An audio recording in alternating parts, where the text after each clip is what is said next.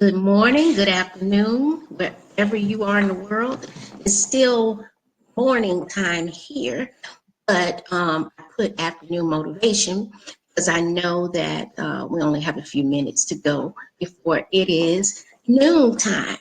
It is, although it's rainy outside, it is beautiful, beautiful. I don't know. I'm finding a passion, or I'm determined to enjoy the weather, no matter what it is, or enjoy life, no matter what life brings. Um, I am so blessed again to be back. I had the flu. Thank God that has subsided. I hope it never returns. Hey, Nicole, I hope it never returns because that flu bug is no joke. This is the afternoon motivation.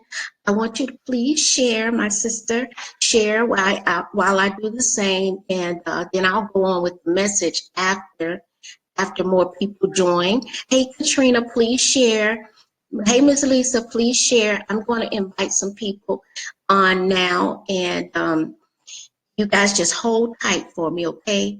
And let me just get some folks on, some more people on. Um, This is going to be a good topic today, a good motivating topic, and getting you ready for the rest of your day and getting you prepared actually for the weekend. Almost, because it's almost the weekend. So I'm wishing you guys the most glorious day.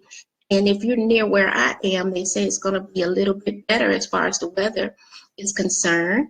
Tomorrow is going to be a good day, and supposedly the weekend is going to be good.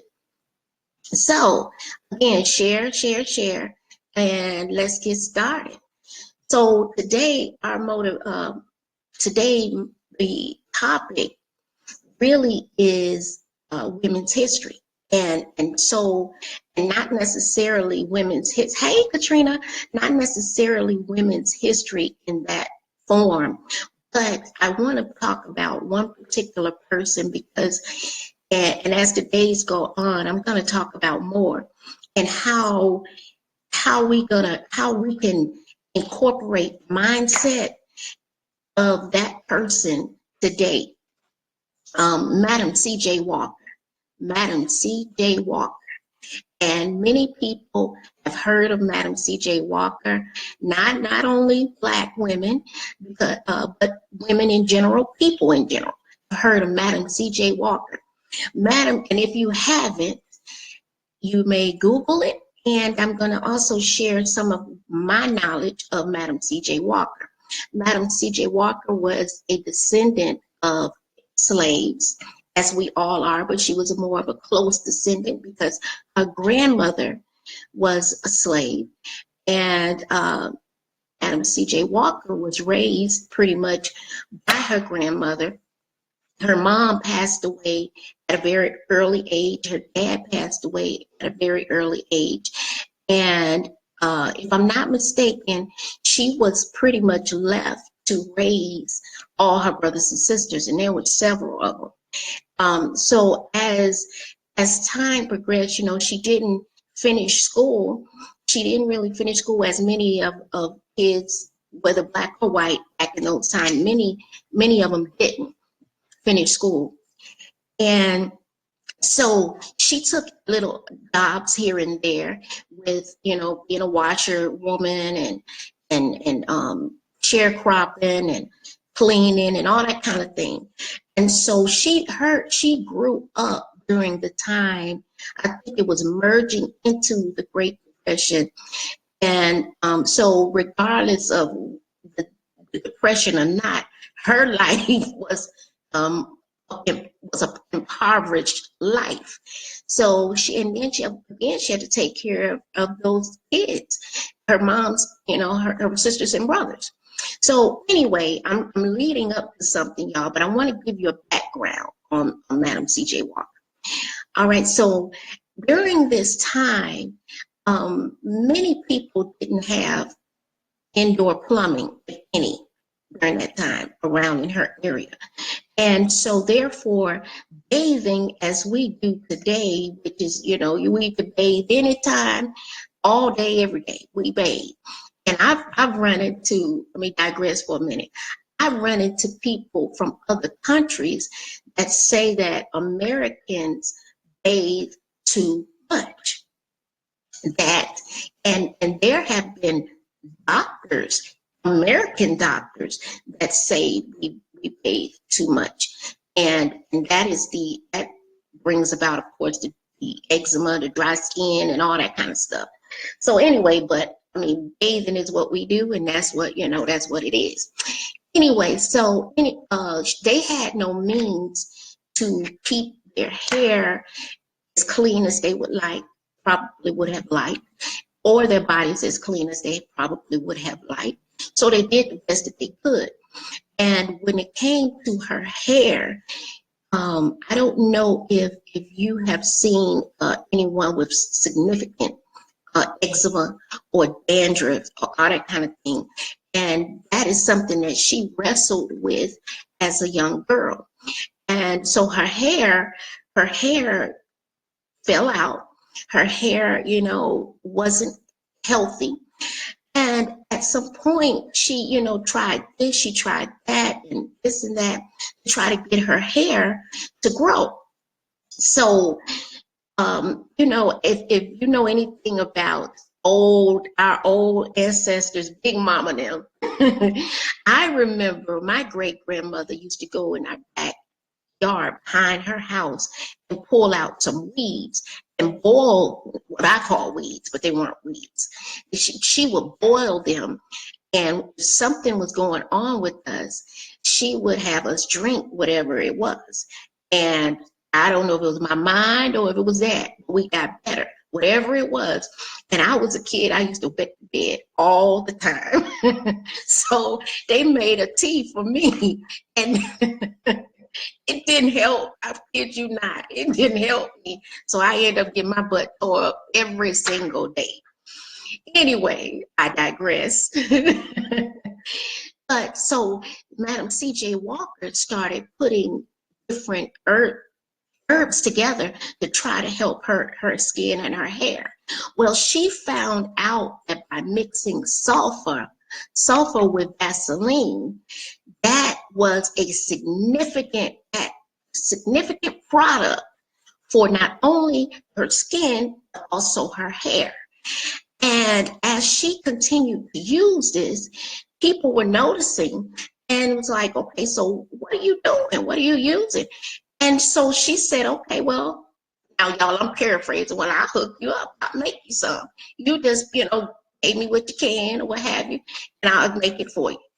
And that was the beginning of the Madam C.J. Walker we know of today, and how her business has has expanded or expounded into many of the hair care companies that we have today.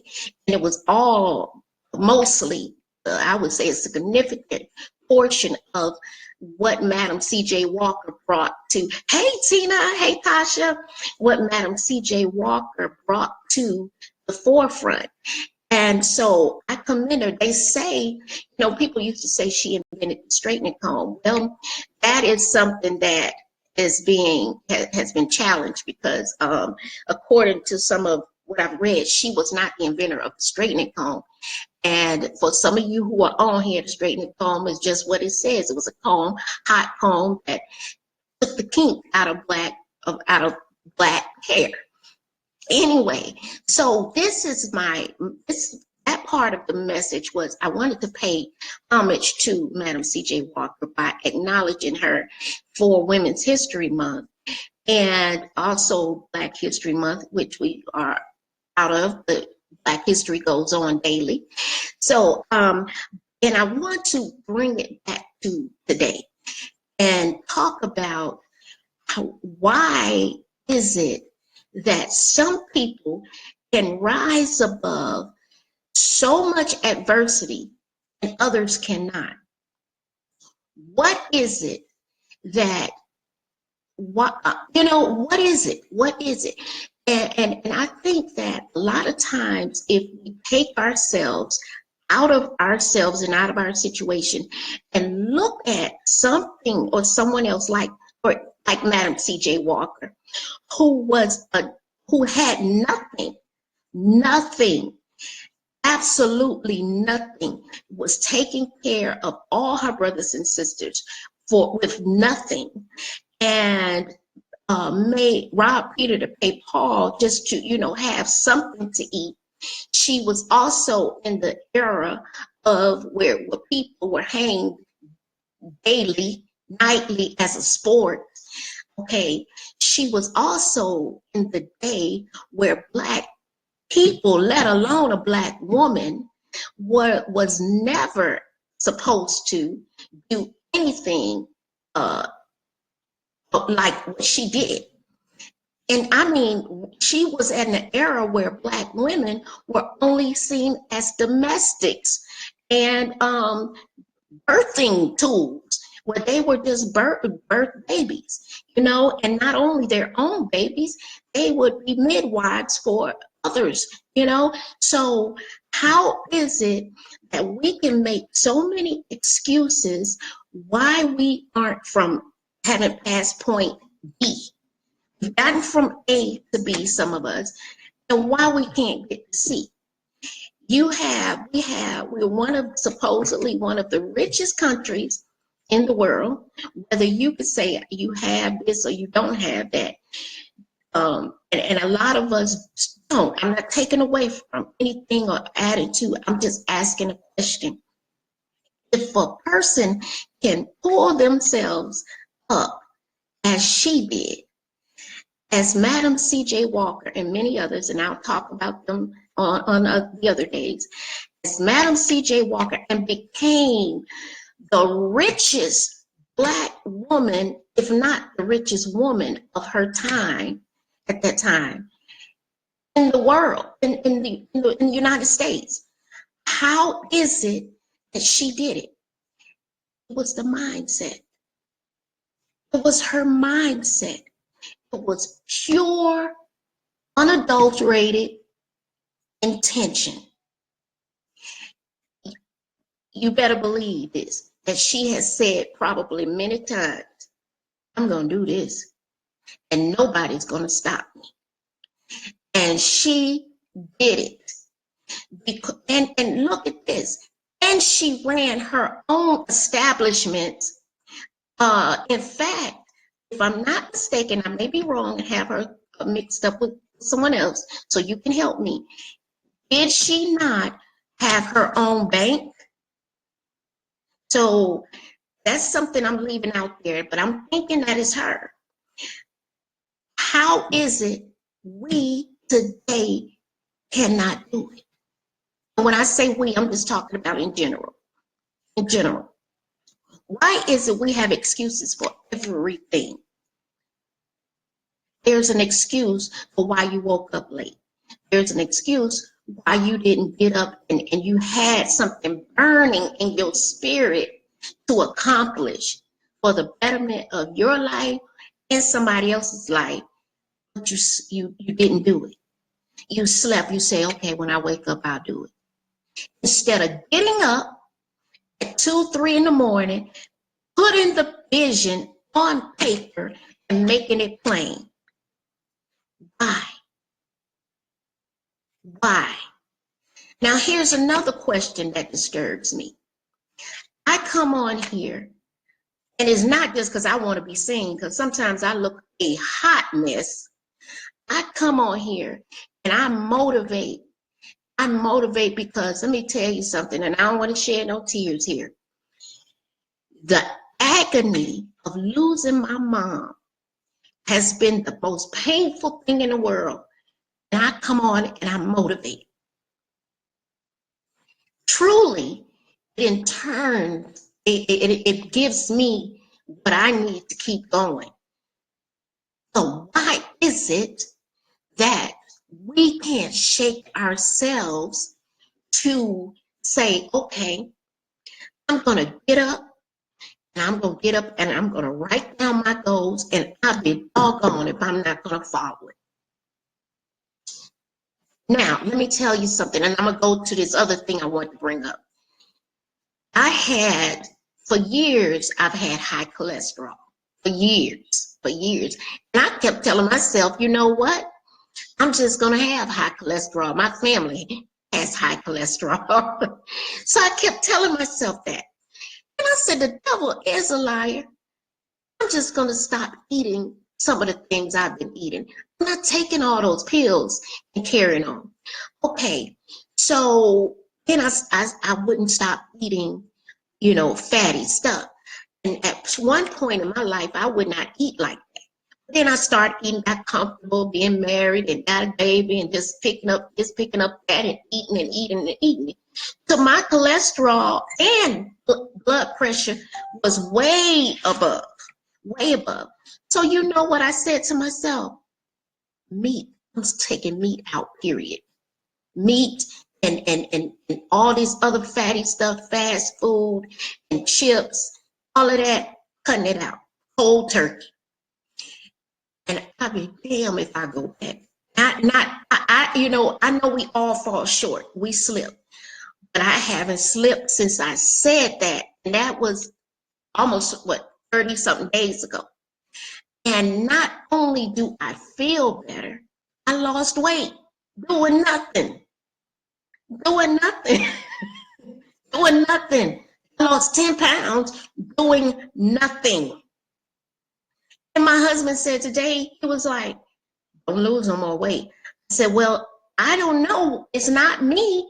It's just the fact that I had to cut the meat. I had to cut out something. And I chose to just cut out what I cut out. So that is what you have to do when you decide to do something like Madam C.J. Walker did. I don't think that when she made this product that she was probably looking at other folks' heads and saying, now you know you need this product. And they like, girl, I can't afford it. Girl, just give me some. Just give me some anyway. Come on, somebody. Madam C.J. Walker stood. She probably gave out little samples because sometimes you have to give out the little sample so they can come to you. But you know our people. You know some of us. They want a sample, another sample, another sample. And then, she run her in the ground. But she stood on her feet and stood up straight and said, the devil is a lie. You want it? Figure out how to pay for it. Because this is how I'm trying to feed my brothers and sisters and myself. And this is what I'm going to do to make my life better than what it was. I'm going to make this product. I'm going to go from this place to that place to this place. And I'm talking to me, y'all. I'm talking to me too. I'm going to go to this place and that place and this place, and I'm going to show them. And then guess what? She didn't have technology where she can get on here on the screen and say, look how my hair was before, and all of this kind of thing. So I'm saying that what is your excuse? More motivation, motivate. Come on, y'all. Now, here's another thing. I get on here and I tell you that we need to start our kids early in science, technology, engineering, math. And I have invented products. Okay, you choose not to buy the product, fine. But then I put a link on and I say, just donate for me to continue building this to help our underserved communities, help the system where these people aren't being reached, or if they're reached, they're left behind because these people over here are further along and nobody does anything. You're just looking at me, amen, throwing up hearts and clapping or whatever you're doing, but you don't support. And I don't get it. I don't get it. I built something to help our people. And I don't ask you to just buy the books. All I said was donate so that I can keep building. If you don't want to build, contribute. That's all I ask. Now, I don't get it. I don't get it about it. Somebody please tell me who's watching, why don't we shake ourselves? Why are we reactive instead of proactive? My mission, my mission in this world today is to leave a legacy, yes, for my children, for their children, for other people's children, to say this little Black woman right here decided that she would help, try to help her community at whatever cost. So all I ask for is support. Now, I also want you guys to be motivated today by the story of Madam C.J. Walker. She came from dirt, literally dirt floor, dirt poor, everything. She had nothing, but she rose above her circumstances and made an impact that has moved through our history, throughout our history, has moved generation to generation and generation. So that is my word for today. That's the motivation for today. I bless you for all the people who stayed with me to the end and donate to Naya's project. Thank you so much. God bless.